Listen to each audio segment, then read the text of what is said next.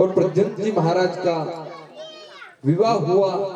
विवाह होकर के प्रद्युम्न जी महाराज माया और प्रद्युम्न जी महाराज द्वारिका के अंदर लौटते हैं। और इधर एक दिन ठाकुर जी की सभा लगी हुई है और उस सभा के अंदर सत्राजित नाम के जो यादव थे वो ठाकुर जी से मिलने के लिए आए। और ठाकुर जी से मिलने के लिए आए तो सत्राजित के पास एक सुंदर मणि थी। सत्राजित के पास एक सुंदर मणि थी। वो मणि जब उससे मांगा जाता था तो 2 क्विंटल जो धन सोना वगैरह वो मणि निकालती थी। तो वो मणि इतनी चमक रही थी। तो जब सत्राजित कृष्ण की सभा में बैठे हैं और कृष्ण की सभा में बैठे तो कृष्ण की नजर पड़ी उस मणि के ऊपर। तो उन्होंने तो केवल ऐसे ही कहा कि अगर ये मणि आप मुझे दे दो तो मैं इस मणि का कोई गरीब है, कोई निर्धन है, उनके साथ उनकी जो सहायता करूंगा। तो सत्राजित महाराज ने ठाकुर जी को मना कर दिया। अब ठाकुर जी को जब मना किया तो उन्होंने कहा कोई बात नहीं, मना कर दिया, उनकी चीज है, दे चाहे नहीं दे।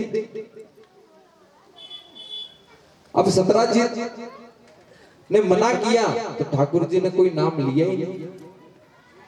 एक दिन क्या हुआ, उनका भाई कौन, प्रसेन, जो उस मणि को पहन करके जंगल के अंदर जाता है। और जंगल के अंदर जब प्रसेन जी गए तो क्या हुआ, जो शेर था उसने प्रसेन जी महाराज को मार दिया। अब प्रसेन जी महाराज को मारा।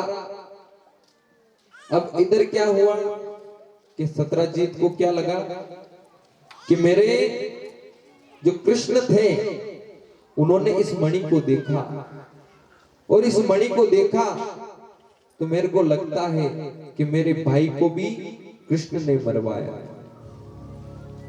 और उस मणि को लेने के लिए मेरे भाई को भी कृष्ण ने मरवाया। सत्राजित ठाकुर जी से जाकर के कहते हैं कि अरे कन्हैया, आपको मणि चाहिए थी, मैंने मणि नहीं दी तो आपने मेरे भाई को मरवा दिया मणि को प्राप्त करने के लिए। तो ठाकुर जी ने ये बात सुनी तो ठाकुर जी ने कहा कि मैं माखन चोरी कर सकता हूं पर कभी मैंने धन की चोरी या मैंने ऐसी कोई चोरी नहीं की। हाँ, मुझे कहते जरूर हैं माखन चोर, केवल मैं माखन जरूर चुराता हूं पर मैंने कभी ऐसे धन की या मणि की ऐसी कोई चोरियां नहीं की मैंने। जब ऐसे कहा तो ठाकुर जी बड़े उदास हो गए कि जब मैंने चोरी नहीं की तो ठाकुर जी के ऊपर क्या हुआ, ये कलंक लग गया। सत्राजित ने कहा ना कि कन्हैया ये मणि आपने चुराई। तो ठाकुर जी के ऊपर क्या हो गया, ये चोरी का कलंक लग गया। तो ठाकुर जी ने कहा कि अब इस कलंक को कैसे धोया जाए। तो उन्होंने क्या किया कि अब देखते तो है कि कहां प्रसेन को मारा गया, कहां क्या हुआ। अब ठाकुर जी मणि को ढूंढने के लिए जंगल के अंदर जाते हैं। अब उस जंगल के अंदर इधर उधर घूम रहे हैं। अब धीरे धीरे जो आगे गए हो तो वो मणि चमक रही है। किसके? वो मणि वो इतनी चमकती है। तो प्रसेन को जब मरा हुआ देखा तो वहां पर क्या था, जो जिसने मारा था ना, रीछ के पांव मंड रहे हैं।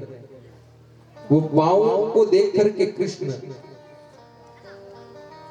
पीछे पीछे जाते हैं, जैसे चिन्ह बन जाते हैं। कहीं पे भी कोई भी निकलता, गाय निकलती, कुछ भी निकलता है तो चिन्ह बन जाते हैं। तो ठाकुर जी उस मणि का पता लगाने के लिए गए ना, तो वो मणि जामवंत जी महाराज, कौन? जामवंत जी महाराज, जो वो शेर उस मणि को लेके जा रहा था, तो उन्होंने उस शेर को मार दिया और वो मणि लेकर के जामवंत जी महाराज चले गए। और वो मणि लेकर के जामवंत जी महाराज गए और वो किसको दे दी? उनकी पुत्री। कौन? जामवंती।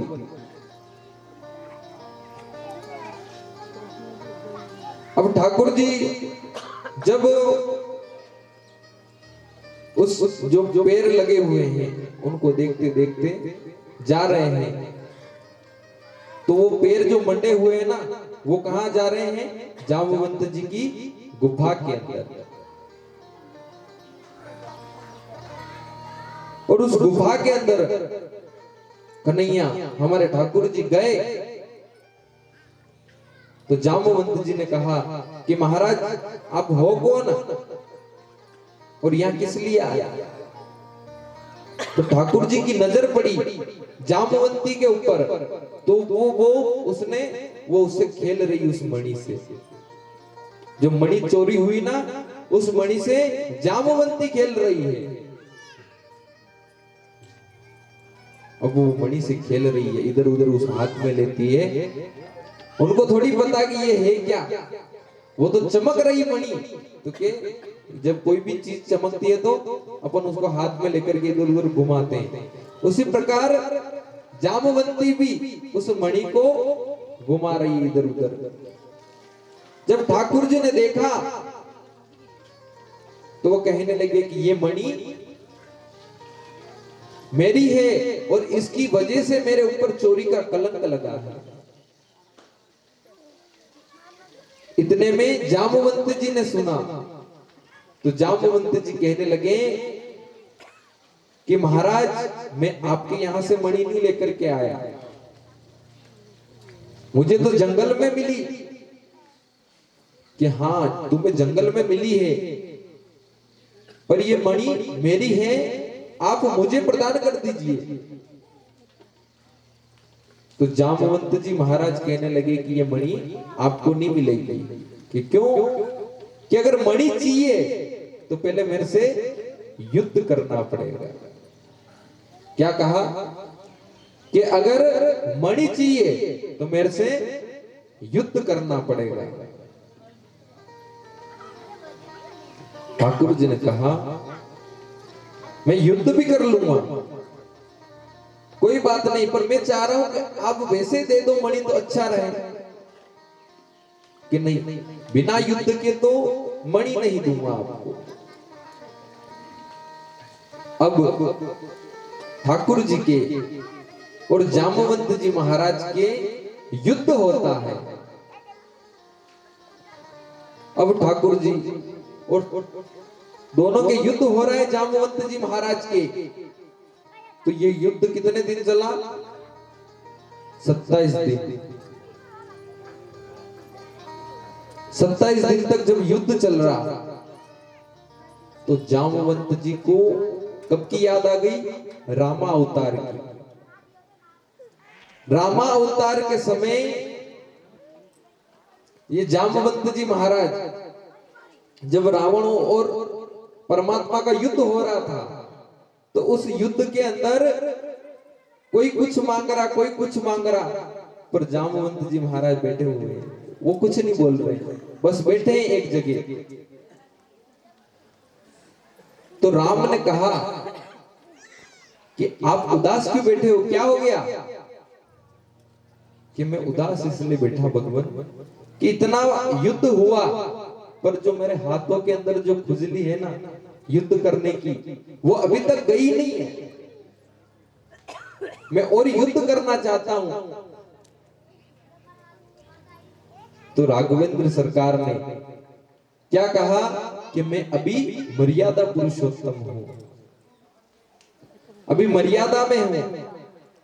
जब द्वापर युग में मैं कृष्ण बनकर के आऊंगा, और अगर 27 दिन तक अपना युद्ध चले, तो समझना आना कि मैं ही राघवेंद्र हूं, मैं ही राघव हूं।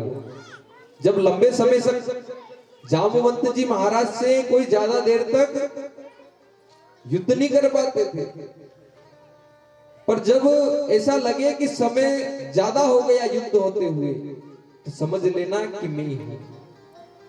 जब 27वां दिन चल रहा युद्ध का, और जब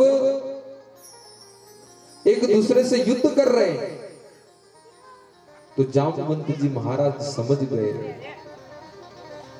कि मेरे से अगर इतने समय तक कोई युद्ध करता है, तो मुझे लगता है कि मेरे राघवेंद्र सरकार है। और जैसे ही ऐसे कहा कि परमात्मन आप राघवेंद्र हो, तो ठाकुर जी ने कहा हाँ मैं राघवेंद्र हूं।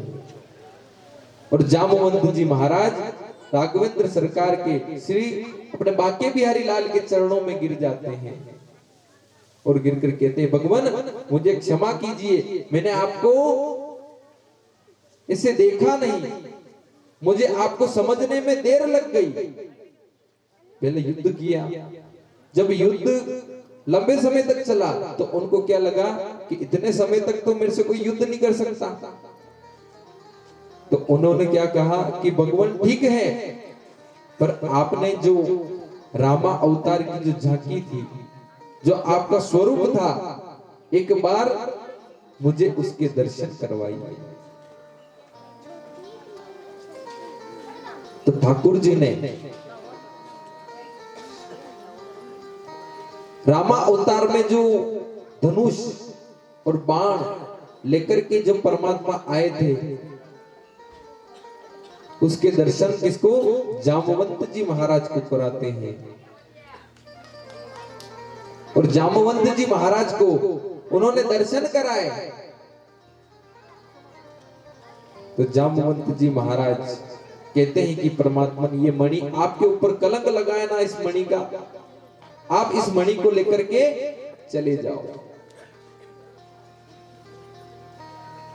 पर एक शर्त है मेरी कि आप मेरे यहां आए तो लोग कैसे जानेंगे? तो उन्होंने क्या कहा कि मेरी पुत्री है, कौन?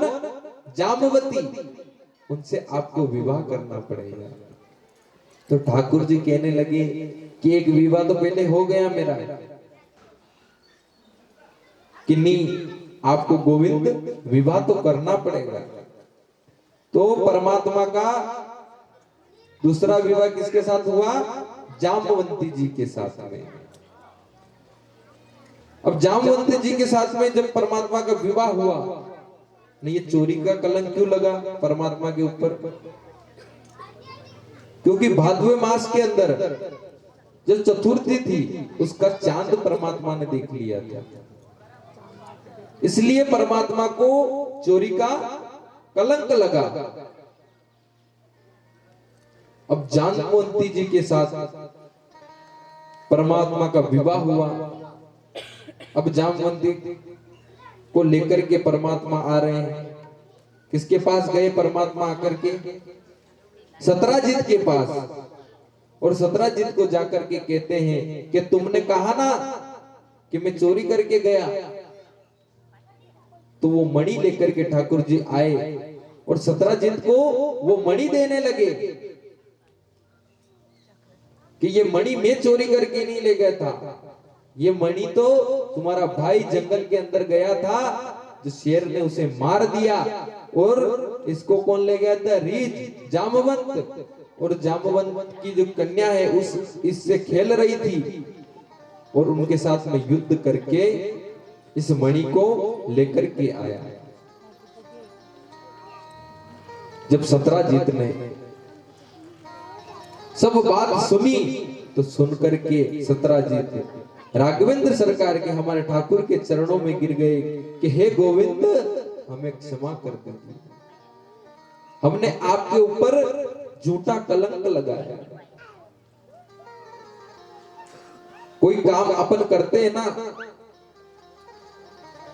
तो क्या देखते हैं? अगर सही हो गया तो अपना नाम लेंगे, है ना। कोई भी काम अपन करते हैं घर पे भी, तो अच्छा काम अपन ने किया है, सब्जी रोटी अच्छी बन जाती है तो कि ये हमने बनाई, न अगर उन्होंने बनाई न खराब बन गई तो क्या बोलेंगे कि ये तो उसने बनाई होगी, मैंने थोड़ी बनाई, है ना। अगर अच्छा हो गया तो अपन क्या करते हैं? अपना नाम लेते हैं, और बुरा हो गया तो दूसरे का नाम लेते हैं। तो परमात्मा आप चाहे देखो चाहे मत देखो, पर परमात्मा तो सबको देख रहा है ना। परमात्मा तो हर जगह विद्यमान है, सभी को देख रहा है कि कौन क्या कर रहा है। तो जब सत्राजित को इस गलती का अफसोस होने लगा कि मैंने मेरे ठाकुर के ऊपर, कन्हैया के ऊपर मैंने झूठा इल्जाम लगा दिया, अब वो मणि लेकर के परम ठाकुर जी ने सत्राजित को दी। तो सत्राजित ने कहा कि परमात्मा, अब मुझे इस मणि की कोई जरूरत नहीं है, बस आपकी कृपा। और जो मेरी पुत्री है, कौन? सत्यभामा, आपको मुझे क्षमा करना पड़ेगा कि मैंने आपको चोर कहा, पर मैं आपसे हाथ जोड़ करके एक विनती भी करता हूं कि लोग क्या सोचेंगे, पर जो गलती सत्राजित ने करी, उस गलती के पश्चाताप के लिए सत्राजित अपनी पुत्री का विवाह कौन? जामवंती, सत्यभामा, सत्यभामा के साथ उन्होंने विवाह करवाया। तो परमात्मा का तीसरा विवाह किसके साथ हुआ? सत्यभामा के साथ। ऐसे करके परमात्मा के कितने विवाह होते हैं? 108 विवाह होते हैं। ये तो सत्यभामा के साथ, पहला रुक्मणी जी के साथ हुआ, दूसरा जामवंती जी के साथ, और तीसरा सत्यभामा के साथ। परमात्मा कहते हैं कि मैं इतने विवाह करूंगा। बार बार वो क्या कहते हैं कि मेरा एक विवाह पहले हो गया, कोई ना कोई मुसीबत आती है, ठाकुर जी को फिर विवाह करना पड़ता है। परमात्मा ने कभी यूं जानबूझ करके नहीं कहा कि मैं विवाह करूं, है ना। परमात्मा कभी भी जानबूझ करके ये नहीं चाहते कि मैं विवाह करने जा रहा हूं। क्या हुआ? कोई ना कोई मुसीबत आई और ठाकुर जी के विवाह हुए। ठाकुर जी ने कभी एक जगह बैठकर कभी शादी नहीं करी कि नंद बाबा के, यशोदा मैया या वसुदेव जी महाराज किसी को देखने गए थे क्या कि हमारे कृष्ण को इससे विवाह करवाएंगे। केवल कृष्ण का जब जन्म हुआ था, जब टीका बलि परमात्मा का आया था वृषभानु जी के यहां से, राधा रानी का, पर उनके साथ परमात्मा ने विवाह नहीं किया। परमात्मा का विवाह तो सब तरफ जबरदस्ती हुए। कल विवाह हुआ तो कल रुक्मणी जी ने पत्र लिखा कि अगर आप नहीं आए तो मैं क्या कर दूंगी, आत्महत्या कर लूंगी। तो ठाकुर जी को आना पड़ा। दूसरा, जब मणि लेने के लिए गए तब विवाह हुआ, मणि देने के लिए आए फिर विवाह हुआ। तो ठाकुर जी का विवाह केवल जबरदस्ती से हुआ है। कहते हैं कि कृष्ण अवतार में और राम अवतार में बिना यज्ञ के विवाह नहीं हुआ, बालक नहीं हुआ, बिना यज्ञ के कोई बालक नहीं हुआ। किसमें? रामा अवतार के अंदर। और कृष्ण अवतार में कभी जब विवाह हुए ना, बिना युद्ध के कभी विवाह नहीं हुए।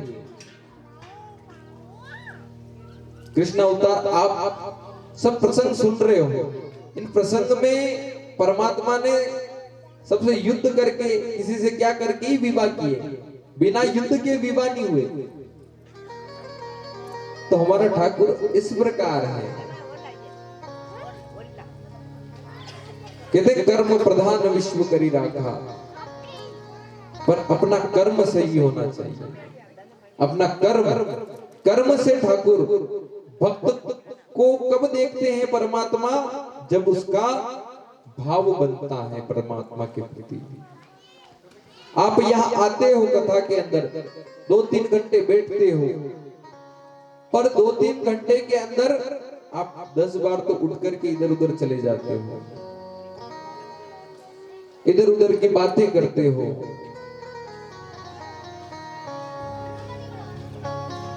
ध्यान रखो कि कथा के अंदर अपन आते हैं ना, तो अपने को समय 3 घंटे का मिलता है, और इस 3 घंटे के अंदर आप सबको छोड़ दो कि घर पे क्या हो रहा होगा।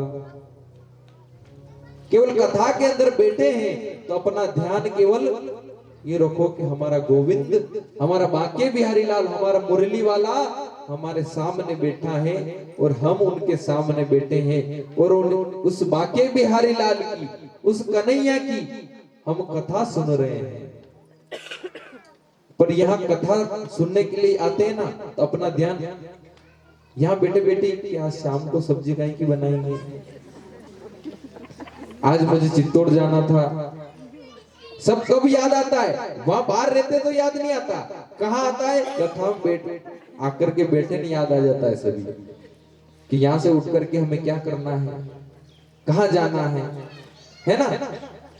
जीवन के अंदर याद रखो कि जब कथा के अंदर जाओ तो अपना जो बाहर का जो काम है सब कथा के पांडाल के बाहर छोड़ करके आ जाओ, और जब ये कथा पूर्ण हो जाए उसके बाद कहो कि अब तू आ जा, तेरे को जो कहना अब करेंगे।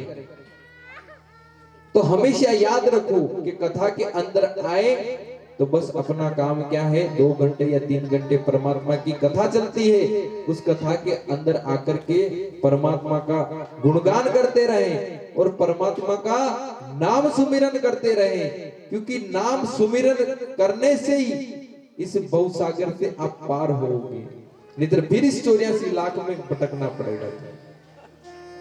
ने कौन कौन चाहता है कि हम 84 लाख में नहीं भटके? तो हमेशा कहीं पे भी कथा हो, मैं ये नहीं कह रहा हूं कि यहाँ कथा हो रही, आप कहीं पे भी जाओ, या व्यास कोई सा भी हो, कथावाचक कोई भी हो, वो आपको कोई ज्ञान की बात बताएगा, गलत बात बता के नहीं जाएंगे। कोई आता है ना तो वो आपको गलत बात नहीं बताता है, वो आपको परमात्मा के प्रति जोड़ने की और आपको सत्य मार्ग बताने के लिए आता है। तो हमेशा जीवन के अंदर ध्यान रखो, आप आते हो बैठते हो, पर आप क्या थोड़ी देर बैठे फिर चले गए, थोड़ी देर बैठे फिर घूम के आ गए, फिर थोड़ी देर बैठे फिर घूम के आ गए, ऐसा मत करो। इससे क्या होता है कि जो कथा चल रही है, अब वो कथा क्या कह रहे हैं, यहाँ बैठे जब तक याद है, और यहां से गए फिर भूल जाते हैं। तो इसे भूलो मत, इसे हमेशा साथ में रखो और इसको लेकर के इस जीवन के अंदर उतारो। क्योंकि जो घड़ा रहता है ना, घड़ा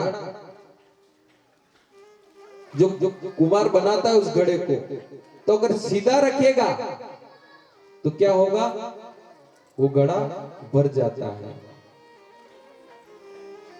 ने उस घड़े को अगर उल्टा रख दिया तो क्या होता है? अगर सीधा रखा तो वो भर गया, उसे अगर उल्टा रख दिया तो वो पानी ऊपर गिर तो रहा है और वो गीला होकर के फिर नीचे उतर रहा है। तो यही ऐसे ही अपना जो शरीर है, ये तन है, या अपन को क्या दी है? ये बुद्धि दी है। इस बुद्धि से अपन सोच सकते हैं कि हमें करना क्या है। हमें भगवान के भजन करने हैं। आपको जीवन में किसी लिए धन कमाने के लिए या पैसा एकत्रित करने के लिए नहीं भेजा। किस लिए भेजा? कि जीव, तू इस 84 लाख योनियों में भटक रहा था और इस 84 लाख योनियों में तूने बहुत पाप किए होंगे, तो इस पाप को दूर करने के लिए तुझे मैं मनुष्य जीवन दे रहा हूं, और इस मनुष्य जीवन में जाकर के तू भगवान के भजन कर, भगवान का सुमिरन कर और भगवान का कीर्तन कर, जिससे तेरा जीवन सफल हो जाए। तो जीवन सफल ऐसे ही नहीं होता है। जीवन सफल कब होता है? जब भगवान का अपन नाम सुमिरन करते हैं, भगवान की कथा को ध्यान से श्रवण करते हैं, जब जीवन अपना